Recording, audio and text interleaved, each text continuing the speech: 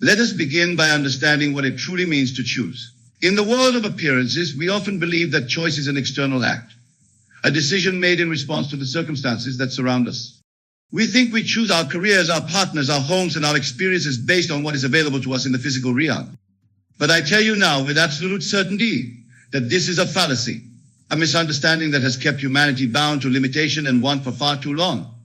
True choice, my dear friends, originates not from the world without, but from the world within. It is an expression of your innermost being, a reflection of your consciousness, and a manifestation of your imagination. When you truly choose something, it is because that something has already chosen you. It has already become a part of your consciousness, a living, breathing reality in the realm of your imagination. And it is from this realm, this invisible but all-powerful dimension of mind, that all things in your visible world spring forth. Consider for a moment the things in your life that you have been striving for, struggling to attain, or desperately trying to change. Perhaps it's a job that seems always out of reach, a relationship that never quite manifests, or a state of being, be it wealth, health, or happiness that appears to elude you at every turn. Now, I ask you this, are these things truly choosing you? Or are you in your limited human thinking, attempting to force them into existence through sheer will and effort? You see, my friends, when something truly chooses you, there is no struggle. There is no strain. There is only a natural, effortless unfolding of events that lead you inevitably to your desire fulfilled. It is as natural and as certain as a seed growing into a mighty oak tree. The oak does not strain to become, it simply allows the power within it to express itself fully. And so it must be with you. Your desires, your true choices are seeds planted in the fertile soil of your imagination. But for these seeds to grow and bear fruit in your physical reality, you must stop choosing what's not choosing you. You must cease the futile struggle against what is, and instead turn your attention fully and completely to what could be, to what, in truth, already is in the realm of imagination. Let me illustrate this principle with a simple example. Imagine a young man who desperately wants to be a great musician. He practices for hours each day, striving with all his might to improve his skills. He auditions for orchestras and bands, facing rejection after rejection. He tells himself and others that he has chosen music as his path. But in truth, he is choosing struggle, choosing rejection, choosing the very state of wanting to be rather than being a great musician. Now contrast this with another young man. This one, too, loves music. But instead of focusing on the lack, on the journey, on the process of becoming, he simply knows that he is a great musician. In his imagination, he sees himself performing to thunderous applause. He feels the joy of creating beautiful melodies. He experiences the satisfaction of touching people's hearts through his music. This second young man is not choosing music. Music is choosing him. It has become so much a part of his consciousness that its manifestation in the physical world is a foregone conclusion. He does not struggle. He does not strive. He simply is. And in that state of being, all that he desires naturally flows to him. This, my dear friends, is the essence of what I mean when I say stop choosing what's not choosing you. It is a call to cease the endless struggle against what is not, and to instead embrace fully what is in the reality of your imagination. Now, I can hear some of you thinking, but Neville, surely we must take action in the world. Surely we must work towards our goals. And to this I say, yes, action is indeed part of the process of manifestation. But it is not action born of struggle or strain. It is inspired action, action that flows naturally from your state of being. When you truly embody the state of your wish fulfilled, when you live from the end, as I often say, the right actions will present themselves to you effortlessly. You will find yourself naturally drawn to the people, circumstances, and opportunities that align with your desire. This is the universe, oh God. If you prefer, choosing you, guiding you, shaping your path in accordance with the image you hold in your imagination. Let us delve deeper into this concept, for it is crucial to your understanding and to the transformation of your life. When you choose what's not choosing you, you are essentially saying to the universe, I do not have this thing I desire. I am separate from it, and I must struggle to attain it. And the universe, being the faithful servant that it is, responds by maintaining that very state of separation and separation. But when you choose what's choosing you, or rather, when you recognize and accept what has already chosen you in the realm of imagination, you are declaring to the universe, I am one with my desire. It is already mine. I am already the person who has, does, or is this thing I wish to experience. And the universe, again being the faithful servant, begins to rearrange itself to make your inner reality an artifact. This, my friends, is the true power of imagination. It is not mere fantasy or wishful thinking. It is the very substance of reality, the creative power of the universe itself, individualized in you. When you imagine, you are not creating something new, you are selecting from the infinite possibilities that already exist in the mind of God. Consider the words of William Blake, the great poet and mystic. What is now proved was once only imagined.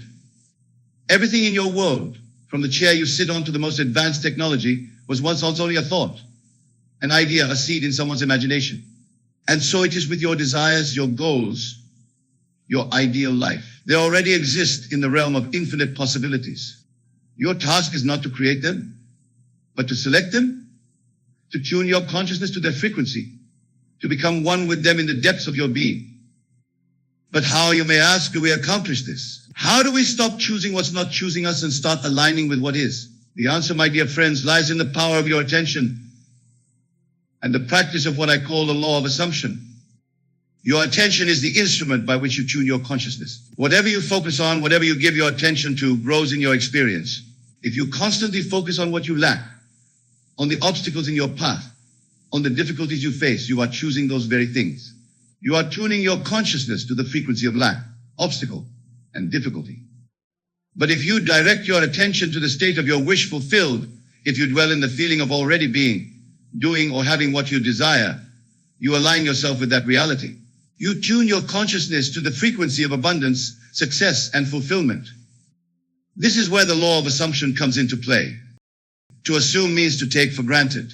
It means to live from the conviction that what you desire is already yours. It is not hoping, it is not wishing, it is not even believing in the conventional sense. It is knowing with every fiber of your being that you are already the person you wish to be, that you already have what you wish to possess, that you are already experiencing what you wish to experience. Let me give you a practical example of how this works. Suppose you desire financial abundance. The conventional approach would be to focus on your current lack of money, to worry about bills, to constantly think about how to make more money. This is choosing what's not choosing you. It's aligning yourself with the very state of financial struggle you wish to escape. Instead, I urge you to assume the state of financial abundance. Feel the relief, the security, the freedom that comes with having more than enough money. See yourself living in the home you desire, driving the car you love, enjoying the experiences that financial abundance allows. Feel the gratitude for this abundance as if it were already yours. Do this not once, not twice, but consistently. Make it your dwelling place. Let it be the last thing you think of as you fall asleep at night and the first thing you embrace as you wake in the morning. Live from this state and watch as the outer world begins to rearrange itself to match your inner conviction. This, my friends, is what it means to choose what's choosing you. It is to align yourself with the version of reality where your desires are already fulfilled. It is to step into the skin of the person you wish to be and to live from that state consistently. Now I can hear some of you thinking, but Neville, this sounds like self-deception. Isn't this just pretending? And to this, I say all of life is pretending until it becomes real. The great William Shakespeare wrote, "All the world's a stage, and all the men and women merely players." You are always playing a role, always pretending to be someone. Why not consciously choose to play the role of the person you truly wish to be? Moreover, this is not deception, for in the realm of imagination, which is the true substance of reality, your desire already exists. You are simply aligning yourself with what is already true on a higher plane of existence. Remember, my dear friends, that your outer world is nothing more than a reflection of your inner world. It is a shadow cast by the light of your consciousness. Change the inner, and the outer must follow suit. This is not magic, it is not supernatural.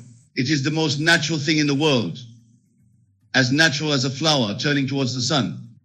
But I warn you, this practice requires persistence and patience. The world of appearances may not change overnight. Your current circumstances are the result of your past thoughts and assumptions. They have a certain momentum, a certain inertia.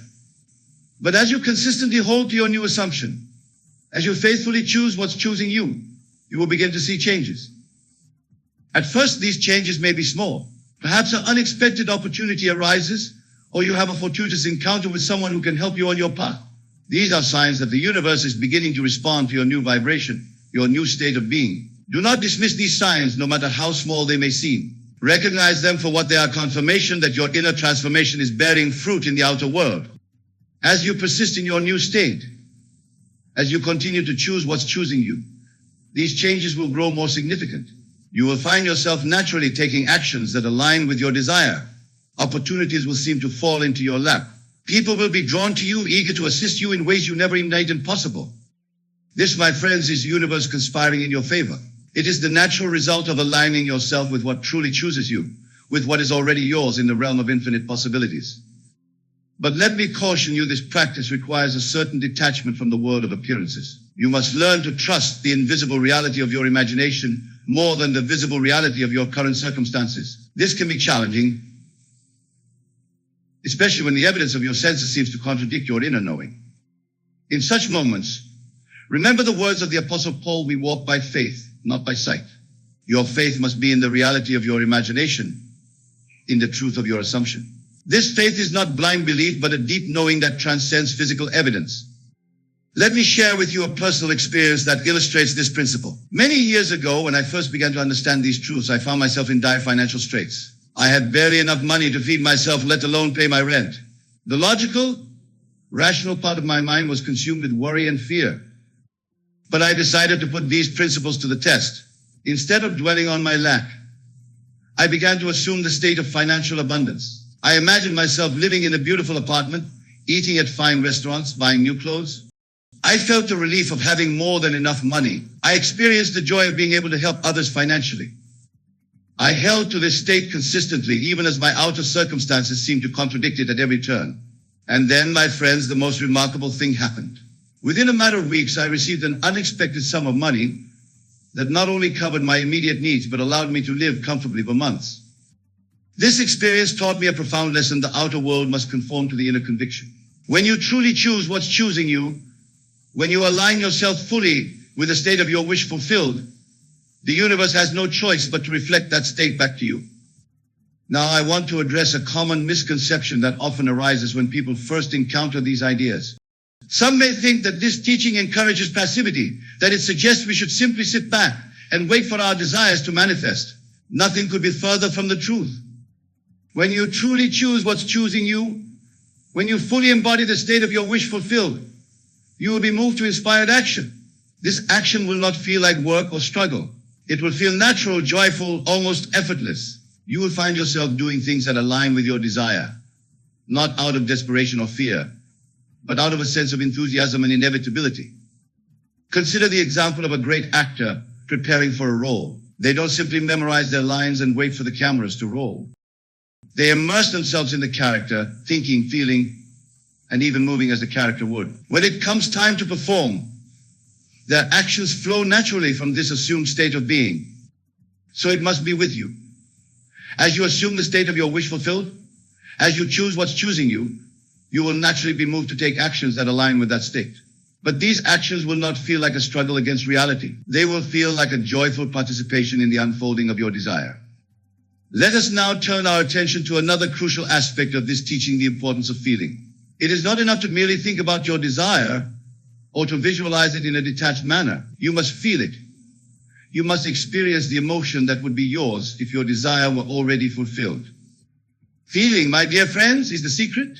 It is the bridge between your current state and the state you wish to embody. When you can generate and sustain the feeling of your wish fulfilled, you create a vibrational match with that desired state. And it is this vibrational match that draws your desire into your physical experience. Think for a moment about something you deeply desire. Now, instead of focusing on the absence of this thing in your life, imagine that you already have it. How does it feel? Do you feel joy, relief, excitement, gratitude? Whatever the feeling is, allow yourself to fully experience it. Let it permeate every cell of your body. This feeling is your point of power. It is the language that the universe understands. When you consistently generate this feeling, you are sending out a powerful signal to the universe saying, this is who I am. This is what I experience. And the universe, being the faithful mirror that it is, must reflect that signal back to you in the form of corresponding experiences. But remember, this is not about forcing yourself to feel positive emotions when you're truly feeling down. That would be just another form of resistance, another way of choosing what's not choosing you.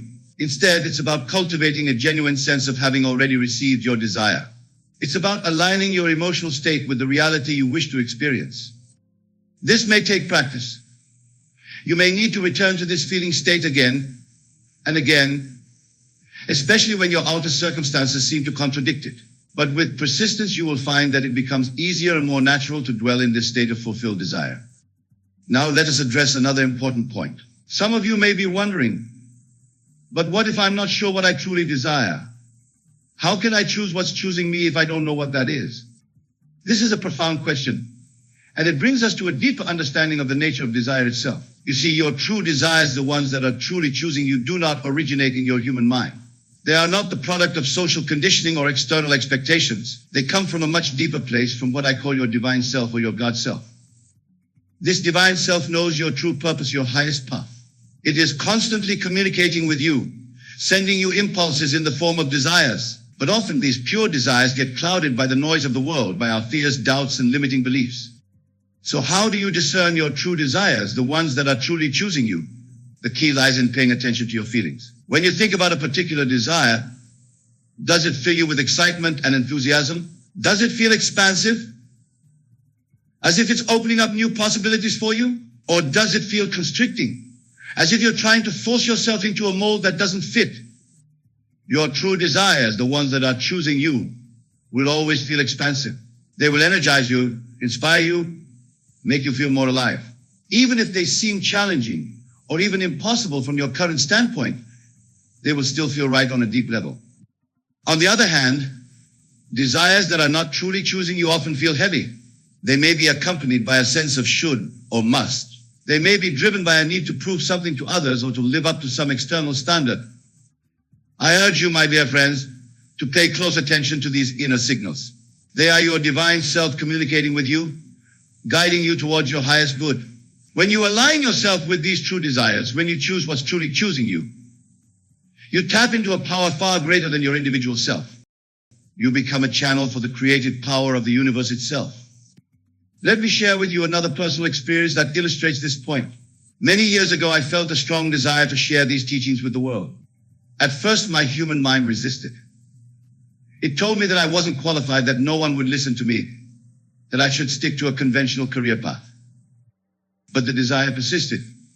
Every time I thought about sharing these ideas, I felt a sense of excitement and expansiveness. It energized me in a way that nothing else did.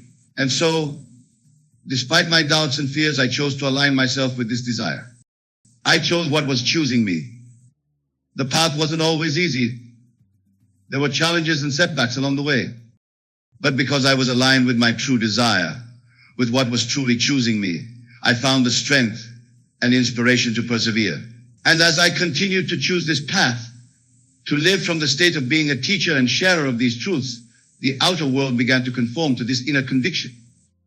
Opportunities to speak and teach began to arise. People were drawn to my lectures, resonating with the ideas I shared. Books flowed from my pen with an ease I had never experienced before. All of this happened not because I struggled and strained, but because I had aligned myself with what was truly choosing me. This, my dear friends, is the power that is available to each and every one of you.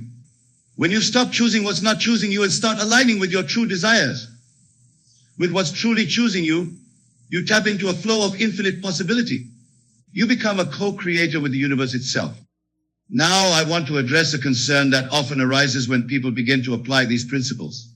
Some worry that by focusing on their own desires, by choosing what's choosing them, they might be acting selfishly or neglecting their responsibilities to others.